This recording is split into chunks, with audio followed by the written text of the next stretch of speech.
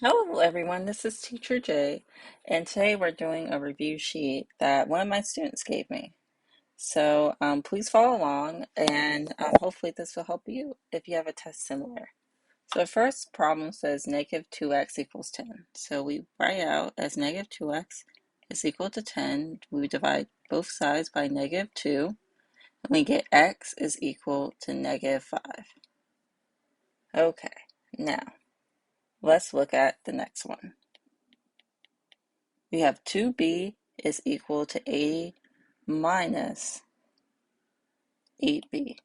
So let's work on this one. We have 2b is equal to 80 minus 8b. So now we're going to subtract 2b from both sides. And we get 0 is equal to 80 minus 10b. Next, we're going to add 10b to both sides because it's negative 10b. So we have to add to get rid of it. So we get 10b is equal to 80. Next, we're going to divide by 10 on both sides. We get b is equal to 8. So b is equal to 8 for this next problem. So next, we're going to look at 5y plus 6 is equal to 16. So it doesn't really matter what the variable is because we solve them all the same. Okay, let's solve. We have 5y plus 6 is equal to 16 minus 6. And we get 5y is equal to 10. Divide by 5. And we get y is equal to 2. So y is equal to 2. Let me erase. So put the equations in slope-intercept form, then solve for x. So for this, we can't solve for x because we have a y and an x. And since there's a y and x, you have to use the systems of equations to solve, because if not, you have two variables and one unknown. And you have to have two variables and two unknowns to solve. So we're going to take away this solve for x, and we're just going to put it in slope-intercept form. So slope-intercept form is y is equal to mx plus b. So we're going to have these problems look like y equals mx plus b. And so the first thing I always do is try to make sure that y and x are on different sides. So for number 4, y and x are on different sides. We have 4y is equal to 12x plus 8. So now we just have to make sure that y is by itself. And to do that, we divide by 4. So we divide by 4 here, and that means we divide by 4 here. And we divide each individual one. So we divide 12 and 4 and 8 and 4. So 4 divided by 4 is y. 12 divided by 4 is 3x. And plus 8 divided by 4, which is 2. So the answer is y is equal to 3x plus 2. Okay, let's look at the next one. So the next one, we're going to apply the same method and try to make it look like this y equals mx plus b form. And so we have negative 2y is equal to 24x plus 12. And the only thing that's really missing is y is not by itself. It's multiplied by negative 2. So since y is multiplied by negative 2, we're going to divide by negative 2. We're going to divide 24x by negative 2 and 12 by negative 2. And we get y is equal to negative 12x minus 6 as our answer. So y is equal to negative 12x minus 6. Great. So the next problem asks us to list the domain range for the following sets of numbers. So domain is all the values of x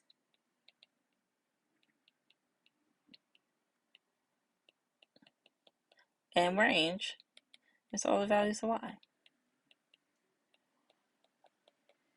So let's use this method to solve.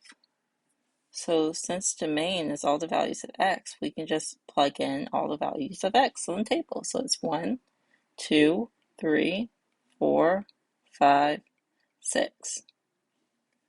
And for the range, we can just plug in all the values of y, which is 5, 15, 45, 135, 405, and 1215. Okay, now let's look at the next one. If m is equal to 2 and b is equal to 5, what is the correct slope-intercept equation? So slope-intercept equation is the y equals mx plus b. So we can just plug it in to this formula to figure out what's the correct point slope equation. So we have m is 2. We can say y is equal to 2x. And we have b is 5. We can add plus 5. So the one that matches is, I think B and D match for what I'm looking at right now. Okay, so let's keep going. Now let's solve the equation for this one. We have 4x minus 5x plus 9 equals 5x minus 9. So let's do that one. So what I like to do is combine like things. So 5x and 4x both have a variable. So I do 4x minus 5x, and I get negative x plus 9 is equal to 5x minus 9. Then I'm going to add x to the other side. So I'm going to add x here, and I get 9 is equal to 6x minus 9. Then I'm going to add 9. So we're going to add 9, and that's on both sides. And that equals 18 equals 6x, 5 by 6, and x is equal to 3. So our final answer is x is equal to 3b. Okay, now let's look at another one. We have x minus 5 equals 17. So for this one, we're going to add 5 to both sides, right? Because we want to get x by itself. So we have x is equal to 17 plus 5, which is 22. That's A. Okay. The next one, we're evaluating functions. And in order to evaluate functions, we replace x. We change x with the number that's replaced it. So this one, we're going to plug 7 into every single x that it could be, right? Because 7 switch places with x. We get negative 3 times 7 plus 5. Negative 21 plus 5. So negative 21 plus 5 gives us negative 16. So f of 7 equals negative 16. So f of 7 equals negative 16. Okay, let's keep going with the next one. So this one's another one looking for putting in an equation in slope-intercept form. So slope-intercept form is y is equal to mx plus b. So we're trying to get yx on separate sides and have x plus some number. So first thing I'm going to do is put x and y on different sides. So I'm going to add x. So we get 3y is equal to x plus 9. Next I'm going to do is get rid of a number beside y because y has to be by itself. So I'm going to do that by dividing 3. I divide 3 here, and divide 3 here. So we get y is equal to 1/3 x, because it's a 1 right here that you can't see. Sometimes, some people write, but others, let the 1 disappear. And then plus 3. So our final answer is 1/3 x plus 3, which is this one right here. Okay.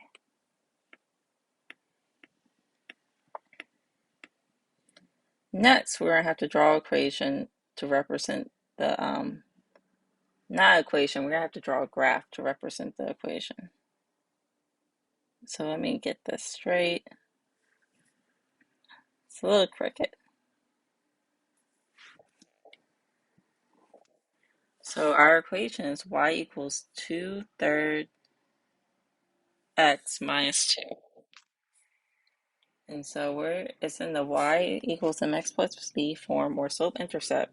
So that tells us a lot, and it will help us draw this graph. So with this, we see that our slope-intercept is -2.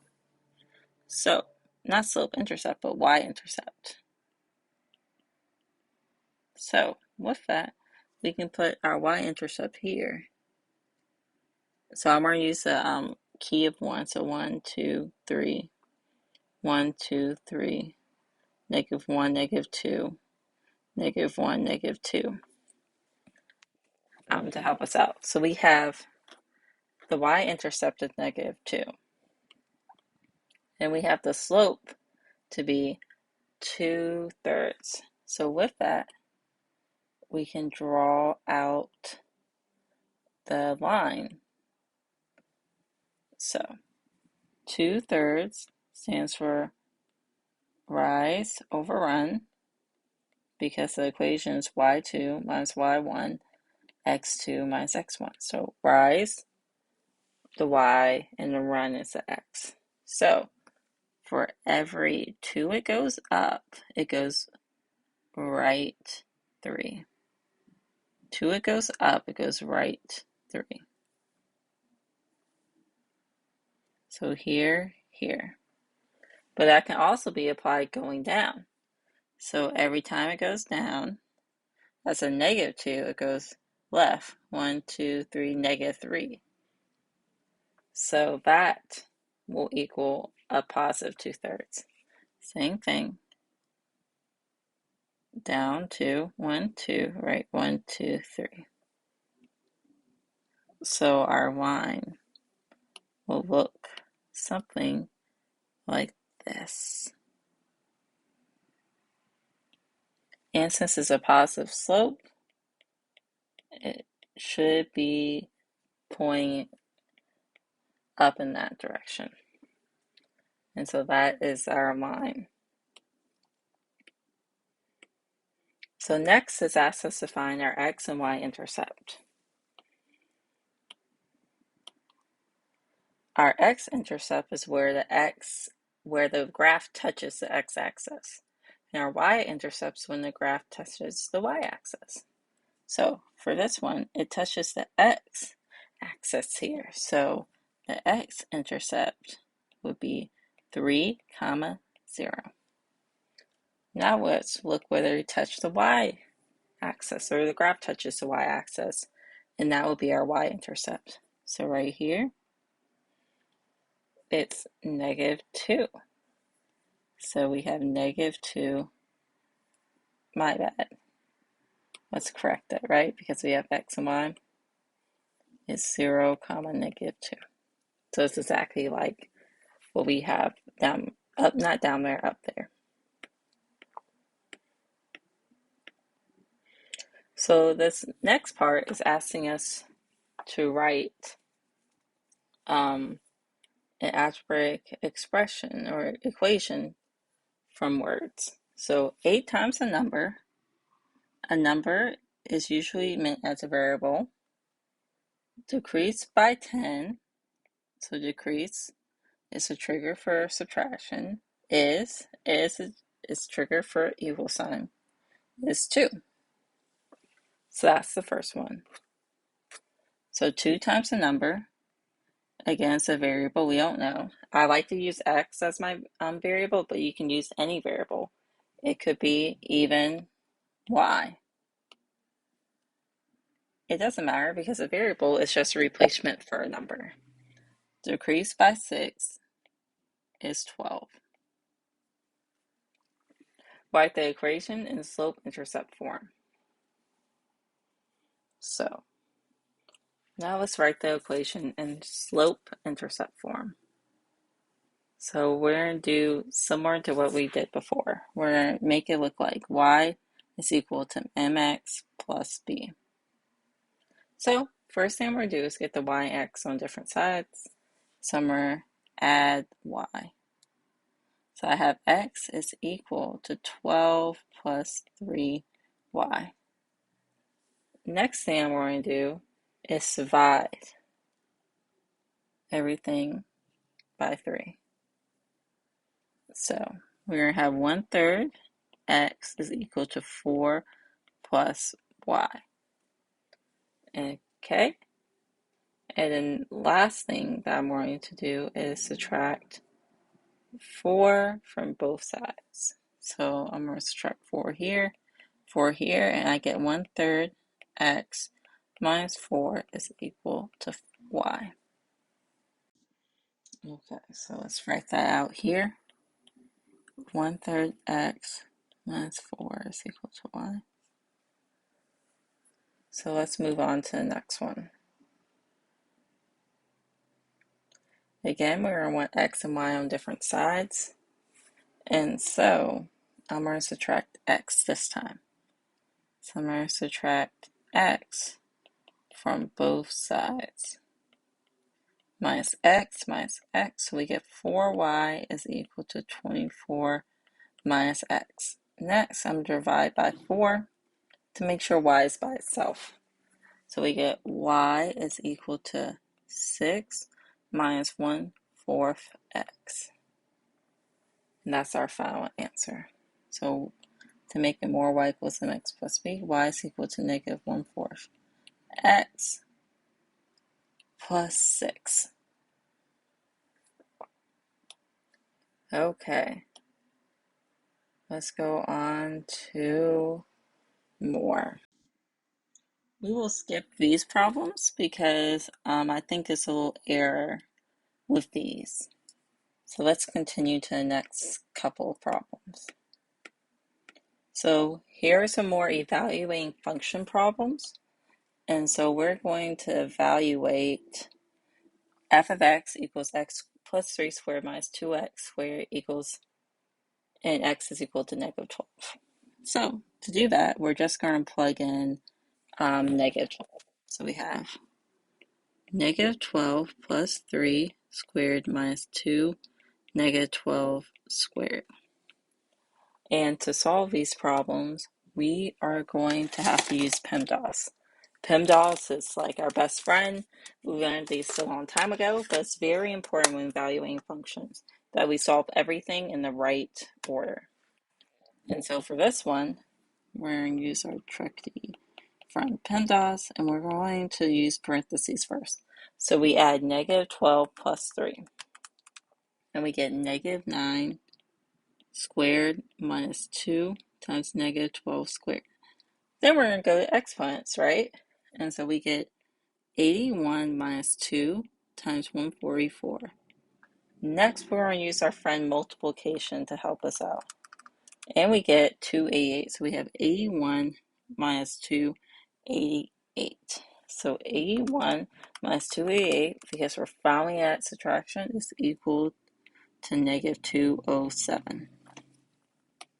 So we're at negative 207 for the answer for that one. So let's move on to the next one. We're going to do the same thing using our trusty friend PEMDAS. Please excuse my dear Aunt Sally if that rings any bells. So we're going to do negative 5, negative 6, plus 4, negative 6, because what's the negative 6 squared actually? because this is what they want us to do. They want us to plug in -6 for x. So using PEMDAS, we're going to use exponents first. So we have -5, -6, plus 4 times 36. And so let's multiply, right? Because that's next. So we have 30 plus 4 times 36, and that gives us 144. So 30 plus 144 gives us 174 at the end. So let's look at this next one for evaluating functions. 11 is taking the place of x, so that means we have to plug in 11 in place of x for a function. So we have 3 times 11 minus 14 squared. So what we're going to do is solve what's in the parentheses first. So we have 3 times 11, which is 33, minus 14, because we're also solving what's in the parentheses using PEMDAS. And that's multiplication first. So we have 33 minus 14 is 19. So we have 19 squared. And 19 squared gives us 361. And we have our final problem, which is -5 squared, because we're plugging in -5 for x. So let's use PEMDAS again. Or please excuse my dear Aunt Sally. We're in square because exponents is first, and we get -25. And that's our answer. So for this next one, we're looking at the x and y intercept. So we have 3 here because it intersects the x-axis. So the x is equal to 3. That's what I'm assuming, but the point is 3, 0. And this one, it crosses at -2. So y is equal to -2 or 0, -2. And the final question asks us, how can you use PEMDAS while evaluating functions? So PEMDAS is very important, right? As you saw in the problems above, because it helps us know the order in which to solve the problems. So PEMDAS lets us know the order to evaluate problems. Well, this is the end of my video. I hope you learned a lot, and please subscribe to Teacher J to learn more math problems and to just learn more. Thanks. Bye.